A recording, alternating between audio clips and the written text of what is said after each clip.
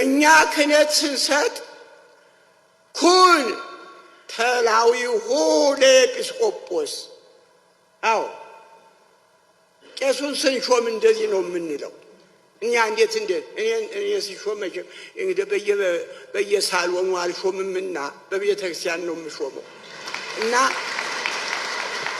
ልብ በሉ አዎ በየሳሎኑ አልሾምም ቤተክርስቲያኒቱን ለመረከብ ቀላል ነው ዋናው የቤተክርስቲያን የአስተምሮ ምንጭ የሆነ አብነት ትምህርት ቤት ነው ስለዚህ ዘው ብለን ወደ አብነት ትምህርት ቤቶቻቸው መግባት አለብን የአብነት ትምህርቱን መማር አለብን ዲቁና መሾም አለብን አሉ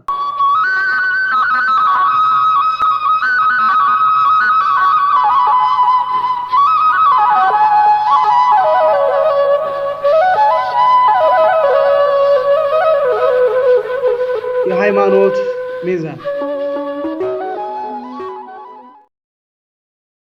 ሰላም የተወደዳችሁና የተከበራችሁ ኦርቶዶክሳውያን በያላችሁበት ሰላም እግዚአብሔር ከእናንተ ጋር ይሁን ሰላማችሁ ብዝት ይበልላችሁ እንግዲህ ከመግቢያው ላይ የብፁዕ አባታችንን ንግግር እንደሰማችሁት ነው አባታችን ጭክን ብለው ነው የሚናገሩት እና የእሳቸውን ንግግር ሙሉን አስደምጣችኋለሁ መጨረሻ ላይ አስደምጣችኋለሁ ከዛ በፊት ግን የተለያዩ ጉዳዮችን ነው በዛሬው ዕለት ይዤ የመጣሁት የመጀመሪያው ተስፋ የሚባለው ወንድማችን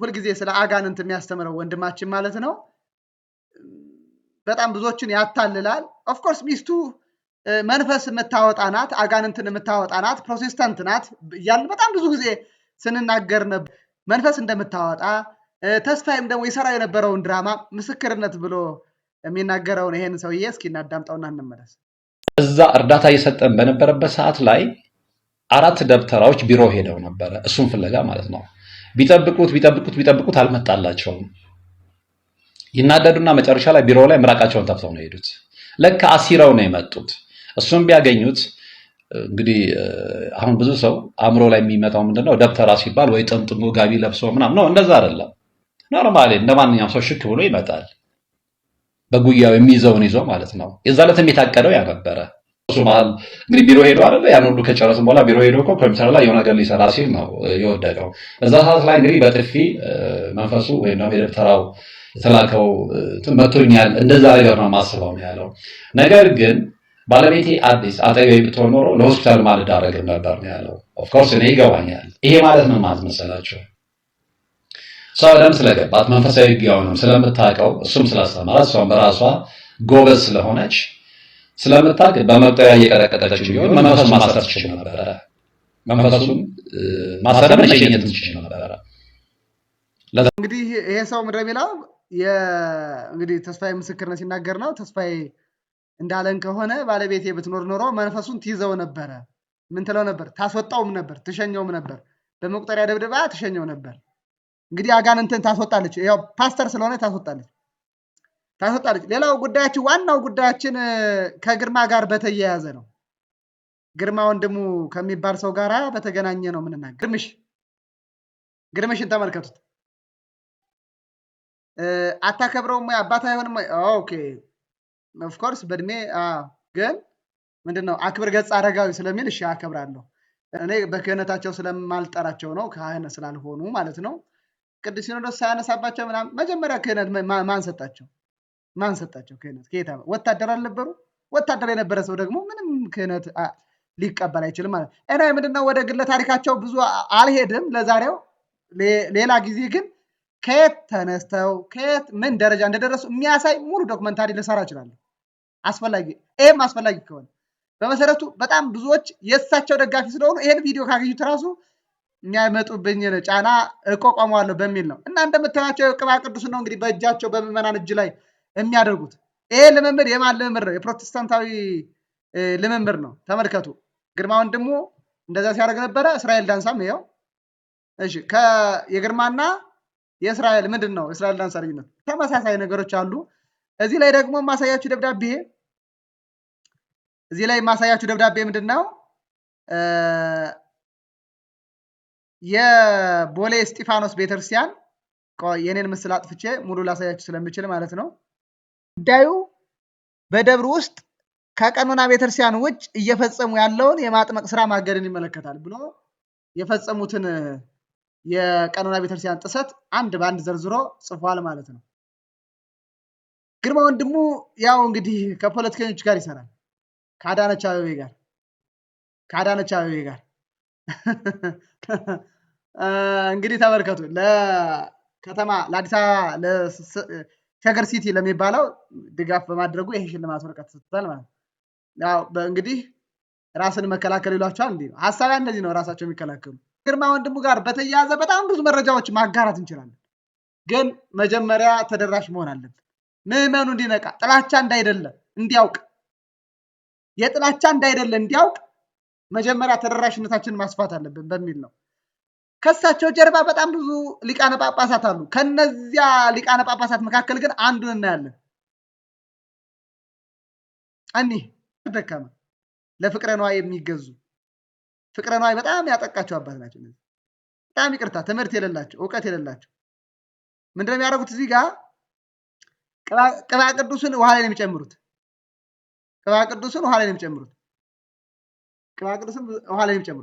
ብፁዕ አባታችን መግቢያው ላይ የሰማችኋቸው አባት እኔ እንደናንተ በሳሎን ሹመትን አልሾምም ብለው እኒህን አባት ነው የወረፏቸው ማለት ነው።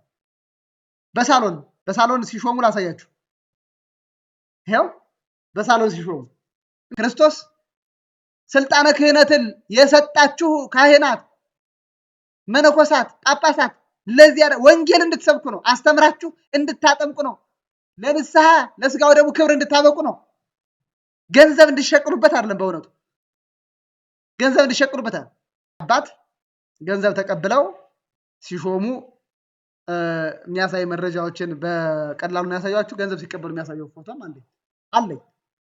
ከግርማ ገንዘብ ሲበረከትላቸው፣ ከዛ ደግሞ ከሐሳዊ አጭበርባሪው መነኩሴ ከወንቅሸቱ ገብርኤሉ ገንዘብ ሲበረከትላቸው ቪዲዮዎች፣ ማስረጃዎች አሉ። እንግዲህ እነዚህ ሊቃነ ጳጳሳት አንድ ላይ ተሰባስበው ከሐሳውያን ጋር ተሰባስበው ቤተክርስቲያኒቱን ለማዋጥ ጥልቅጥ ለማድረግ ይህ ምንድን ነው ግን? ይህ አካሄድ ምንድን ነው? ይገባችኋል? ኦርቶዶክሳውያን ትረዱታላችሁ? ከዛሬ 20-30 ዓመት በፊት ፕሮቴስታንቶች ቁጭ ብለው መከሩ። ያዝ ነጥብ። ቁጭ ብለው መከሩ። ምን አሉ? ማርያም አታማልድም፣ ቅዱሳን አያማልዱም፣ መላእክት አይራዱ ብንል ኦርቶዶክሳውያን አይሰሙንም። የእመቤታችን የቅድስት ድንግል ማርያም ፍቅር በደማቸው ውስጥ አለ። የቅዱሳን ምልጃ በልቦናቸው ውስጥ አለ። የቅዱሳን መላእክት ተራዳይነት በፍጹም ሊክዱ አይችሉም። ስለዚህ አሉና ፕሮቴስታንቶች ምክራቸውን ወደ እቅድ ለመቀየር መወያየት ጀመሩ። አንዱ ከመካከላቸው ተነሳና እንዲህ አለ፣ ቤተክርስቲያኒቱን ለመረከብ ቀላል ነው። ዋናው የቤተክርስቲያን የአስተምሮ ምንጭ የሆነ አብነት ትምህርት ቤት ነው። ስለዚህ ዘው ብለን ወደ አብነት ትምህርት ቤቶቻቸው መግባት አለብን። የአብነት ትምህርቱን መማር አለብን። ዲቁና መሾም አለብን አሉ። ዛሬ ላይ ዲያቆን ነበርኩ ምናምን የሚለው የዚህ ውጤት ነው። ሲቀጥል ደግሞ መመንኮስ አለብን። መንኩሰን ወደ ገዳም መግባት አለብን። ወደ ገዳም ገብተን መንኩሰን እስከ ጵጵስና ደረጃ መድረስ አለብን። አባ ገብርኤል የዚህ ውጤት ናቸው። ከቻሉ ደግሞ የፓትርያርክነቱን ቦታ መያዝ አለብን። በዚህ መንገድ ቤተክርስቲያኒቱን መረከብ እንችላለን። ቤተክርስቲያኒቱን ባዶ ቀረፎ ማድረግ እንችላለን። ወደ አዳራሽነት መቀየር እንችላለን ብለው አቅደው ሰርተው ነበረ። ውጤቱን እያያችሁት ነው። ምንድን ነው የሚያስጨዋችሁ የምትሉን ከሆነ ቤተክርስቲያኒቱን እንደ ህንድ ቤተክርስቲያን ለ2 ለ3 ለ4 ሳይከፋፈሏት ቀድመን እኛ ምዕመናን አንድ ላይ እንጩህ ነው። ጥቁር ልበሱ ሲሉን ጥቁር ለብሰናል። በቀጣይ ደግሞ ይህን አድርጉ ሲሉን ምናደርግ እንዳይደለም ምዕመናን ተባብረን በአንድ ላይ በህብረት ሆነን አባቶቻችንን መሞገት እንዳለብን ለማስረዳት ነው። ንስጥሮስን ለማውገዝ የእናቶቻችን ህብረት እንዴት እንደጠቀመ ታሪክ ያስረዳናል። ዛሬ እኛ ምዕመናን አንድ ላይ ሆነን መጮህ እንችላለን። ጮኸን ድምፅ ሆነን ለውጥ ማምጣት እንደምንችል ለማስገንዘብ ነው። ይህ ካልሆነ ግን ቤተክርስቲያኒቱን ከዚህ የበለጠ ሊከፋፍሏት እንደሚችሉ ሰሜን ሂዱ፣ የትግራይ ሲኖዶስ ብሎ ራሱ ለይቶ ገንጥሎ ወጥቷል። ደቡብ ኢትዮጵያ ሂዱ፣ የኦሮሚያ ሲኖዶስ ምን አይነት ስራ እየሰራ እንደሆነ ታውቃላችሁ። በጎጃም ሂዱ። የቅባት እምነት ተከታዮች ለራሳቸው ጳጳስ ሾመው ለራሳቸው እየኖሩ ነው። ቤተክርስቲያን በዚህ ልክ እየከፋፈሉ ኦርቶዶክስ በሚል ስም ብዙ ሰዎች ትናንሽ ቡድኖች ተፈጥረው ቤተክርስቲያኒቱን ሊከፋፍሏት እንደሚችሉ ከወዲሁ እንድታስቡ ነው ይህን ያህል የምንሰራው እና እኒህ አባት የእነዚህ የሐሳውያን አጀርጃ በመሆናቸው እውቀት የሌላቸው በመሆናቸው ለሐሳውያን ጥላ ከለላ የሆኑ ናቸው ማለት። ቀጣዩንም መረጃ ላሳያችሁ ይችላል። አሁን እንግዲህ ተመልከታችሁ አንድ ዘማዊ አጥማቂ አለ። እሱን አሳያችሁና እንጨርሳለን። ስሙ ሄኖክ ይባላል። ሄኖክ ዘማዊ ነው፣ ሲበዛ ዘማዊ ነው። ሴቶቹን በማባለግ የሚታወቅ ነው። የእሱን አሳያችኋለሁ። ራቁቷን ናት። እዚህ የምታዩት ልጅ አሁን ራቁቷን ናት። እንግዲህ ተመልከቱ ምን እንደሚያደርጋት። እንግዲህ እዩ ማየት ነው። አይታችሁ ፍረዱ። ራቁቷን ናት። ይኸው ካህን ነው፣ ደረት ለደረት ተቃቅፎ ምን ራቁቷን ናት። ኖርማሊ ልብሷን አውልቃ ነው። እዚህ ላይ የንስሐና የቄደር ጥምቀት ብሎ ሶሻል ሚዲያ ላይ ለጥፎ ለቄደር ጥምቀት ገንዘብ የሚያስከፍል ነው የሰው ታውቁታላችሁ። በከፍተኛ የውሃ ግፊት እንግዲህ ተመልከቱ። ትልቅ የፕላስቲክ ሸራ ድንኳን ሰርቶ እንዲህ የሚሆነብር ነው ማለት ከፍተኛ ዶላር። በነገራችን ላይ እሱ ላይ ሄዶ ፈውስ ምናምን ለማግኘት እስከ $1000 እንደሚከፈል ሰምቻለሁ። ፈውስ እኮ አይደለም፣ ይገርማቸዋል። አጋንንት ነው የሚያስገባባቸው። እዚህ ላይ ደግሞ የማስታወቂያውን እዩት። አሜሪካ እንግዲህ በተለይ ይሄ ዲያስፖራው ለሐሳውያን ሰለባ ናቸው። የጥምቀትና የቅባ ቅዱስ አገልግሎት በአሜሪካ ማስታወቂያ። ቀሲስ ሄኖክ ወልደማርያም ከኢትዮጵያ መጥተው ነውረኞች ናቸው በጣም። ምን እያደረጋት ነው? እዚህ ጋር ምን እያደረጋት ከታች ምን እያደረጋት ነው? ከታች ምን እያደረጋት ነው? ምን እያደረገ ነው? ጥያቄ ነው። ምን እያደረገ ነው? አስተቃቀፉ ሪዩት ግን ካህን ነው። ስጋ መለኮትን በሚፈትት እጁ እንደዚህ የሴቶችን ገላ በዚህ ልክ ከሚስቱ ውጭ መዳሰሱ ትክክል አይደለም። በእጅ እኮ እንደዚህ መጨበጥ አይቻልም። በሰላምታ እኮ እጅ አንዘርርም ወደ ካህን። እንደዛ ነው። እዩት፣ ይቺ ትሻላለች። እዩት ይቺን ጩጬ ልጅ ምን እንደሚያደርጋት። ይሄ ፎቶ ነው። በነገራችን ላይ ፎቶ ቪዲዮዎች አሉ። በነገራችን ጡታቸው ውስጥ ገብቶ እንዲህ ሲያሻሽ እንዲህ ሲል ቪዲዮዎች አሉ። ይጫን የምትሉ ከሆነ እንጭነዋለን። ጫነው የምትሉ ከሆነ ጭነዋለሁ። ያላያችሁ ሰዎች ጫነው የምትሉ ከሆነ ኮሜንት ላይ ጫነው በሉ፣ እጭነላችኋለሁ። ሴቶችን ነው የሚያጠምቀው። ይኸው ቆይ የኔ ምስል ላጥፋና ሙሉ ላሳያችሁ። ይኸው ይሄን ይመስላል። የመድሎት አሜን ቤተሰቦች፣ ቤተክርስቲያንን እንወዳለን የምንል ሁላችን ቤተክርስቲያንን እንታደጋት ዘንድ ይህ ሁሉ የማንቂያ ደወል እንጂ የሰዎችን ስብዕና አራክሶ ሌላ ነገር ለመስራት አለ ከጥላቻ የመነጨም እንዳልሆነ ከወዲሁ እንድትረዱልን። ቤተክርስቲያንን ለማዳን ምዕመናንን ማንቃት፣ ውስጣዊ አንድነትን ማጠናከር አስፈላጊ ስለሆነ እንደነዚህ አይነት መረጃዎችን ደግሞ ማውጣት አስፈላጊ ሆኖ ስለተገኘ እንጂ እኔስ እንደ ማንኛውም ሰው ኃጢአተኛ አይደለሁም። የሰውን ኃጢአትና ነውር የምገልጥ እኔ ማን ነኝ? በእንደዚህ አልካለ። ይሄ ግን በአደባባይ የተገለጠ ነውራቸው በመሆኑ በድብቅ የሰሩትን ነውር እየገለጥኩ ስላይደለ በአደባባይ ያለውን ስለሆነ እየገለጥኩ ያለሁት እንዳትቀየሙኝ ከወዲሁ ገልጣለሁ። የመድሎት አሜን ቤተሰቦች ለዛሬው ይዘነው የነበረው መረጃ ይህንን ይመስላል። ይህንን ሁሉ ግን እያደረግን ያለነው ለቤተክርስቲያን ፍቅር እንጂ ግለሰባዊ ጥላቻ ኖሮ እንዳልሆነ ከወዲሁ እንድትረዱን እያሳሰብን በቀጣይ አባታችን ቆምዘዝ ያለ በደንብ ጠንከር ያለ ንግግር በቅዱስ ሲኖዶስ አባቶች ፊት ያስተማሩትን ትምህርት አሰማችኋለሁ። ዘንድሮም ይህን ነገር ቢናገሩት ብዬ አስባለሁ። ግን ዳሩ ግን ምንድነው በቤተክርስቲያን ያሉ አብዛኞቹ አባቶች ተሐድሶች ናቸው። አብዛኞቹ ተሐድሶች ስለሆኑ እንደነዚህ አይነት አረጋውያንን አባቶች ይንቋቸዋል፣ ይስቁባቸዋል ወዘተ። አባታችን ግን በወቅቱ ምን ተናግረው ነበር? በሆሴ ላይ አንበሳ ገሳ የማይፈራ ማን ነው ይላል። እግዚአብሔር ተናገረ ትንቢት የማይናገር ማን ነው ብሏልና ይሄ ቅዱስ ሲኖዶስ አንበሳ መሆን አለበት። አዎ ይሄ ቅዱስ ሲኖዶስ አንበሳ ሆኖ ይሄን በቆራጥነት መወሰንና ይችን ቤተ ክርስቲያን ማስከበር አለበት። ቅዱስ አባታችን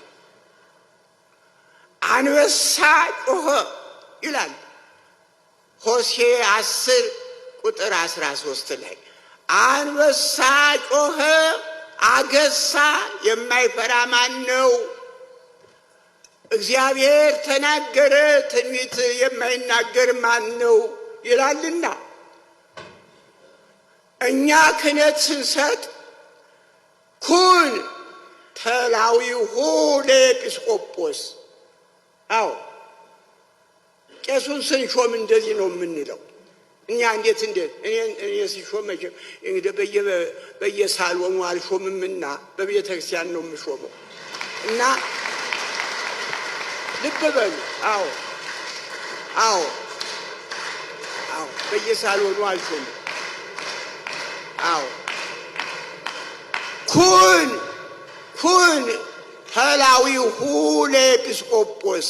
እነዚህ ኤጲስቆጶሳት እነዚህ ጳጳሳት ተሰብስበው የሚወስኑትን ውሳኔ ቄስ ሆነ ዲያቆን ሆነ ሊቅ ሆነ ምንም ይሁን የቤተ ክርስቲያኒቱን ውሳኔ ተቀብሎ ይችን ቤተ ክርስቲያን ማስከበር አለበት። ይህ ካልሆነ በሕዝብ ዘንድ ተዋርደናል። ድሮ ፖለቲስሞስ አክሪስቶስ ኬክሪሲሞስ ይላል። ስልጣኔ ጎጅም ነው ጠቃሚም ነው፣ ከጥቅሙ ይልቅ ጉዳቱ ይበልጣል ይላል። ዛሬ በስልጣኔው ዓለም ይሄ ሚዲያ የሚባለው እዞነ ሙቷል። ለታሪካችንም ለሀገራችንም በጣም አደገኛ ሆኗል። ከአደጋ ዳን። እኔም አንተም በአንድ ላይ በጧት ተነስተን ገይሳቤ ከቅድም አሰብ ግበር ሊተ ምሕረተ በጽባህ እያሉ ሊቁ አሳምረውታል። በጧት እየተነሳነ ለመልካም ነገር ይችን ቤተ ክርስቲያን ለማስከበር ኢትዮጵያን ለማስከበር መነሳት አለብን። እረ ተዋርደናል። እረ ታላቅ ቤተ ክርስቲያን ነበረች። እረ ዓለም የሚያከብራት የታሪክ ማህደር ነሽ ይሏታል እኮ ሌሎቹ። ለዚህ እኮ ነው እኛ የፊልጶስ ቤተ ክርስቲያን የአባ ሰላማ ቤተ ክርስቲያን እንላለን። አረ ከዚያ ቀደም አረ የበለጠው የሐዋርያት ቤተ ክርስቲያን የቅዱስ ማቴዎስ ቤተ ክርስቲያን ናት። እና ይሄ ወንጌላዊ ሐዋርያ ያስተማራትን ቤተ ክርስቲያንና ክብራት ከውርደት ወደ ልዕልና ከፍ እናድርጋት እባካችሁ። የሰላም አምላክ ቅዱስ አባታችን ብፁዕነቶ በእውነት ቡራኬዎት ድረሰኝ። በእውነት አባታችን እግዚአብሔር ረጅም ያገልግሎት ዕድሜን ያድልልን። እንዲህ አይነት እንደነዚህ አይነት ጀግና አባቶች ነው የሚያስፈልገን። እንዲህ አይነት አባቶችን ነው በእውነት የምፈልገው። በገንዘብ የተሾመው የግርማ ወንድሙ ልጅ ነው። ይህንን ይመስላል። ስለነበረን ጊዜ አምላካችን የእግዚአብሔር ስም የተመሰገነ ይሁን። እኔንም እናንተንም ለርስቱ ለመንግስተ ሰማይ የበቃን አድርገን ቤተክርስቲያናችንን ከክፉ ነገር ሁሉ ይጠብቅልን። ይህንን ቪዲዮ ለወዳጅ ዘመዶቻችሁ ሼር አድርጉ፣ ለኦርቶዶክሳውያን አዳርሱ። ተደራሽነታችን እንዲጨምር እገዛችሁ አይለየን። የምታግዙን ሰዎች በጣም እናመሰግናችኋለን። እኛም እንደ አቅማችን ለቤተክርስቲያን ድምፅ እንድንሆን በግራ በቀኝ የምታግዙን መረጃ በመስጠት የተለያየ ድጋፍ የምታደርጉልን ሁሉ በጣም ከልብ እናመሰግናለን። እግዚአብሔር አምላክ በያላችሁበት ይጠብቃችሁ። ከዚህም በላይ በጋራ ተባብረን እንስራ የዛሬው መልእክቴ ነው። ቸር ይግጠመን። ሰላም ሁኑ።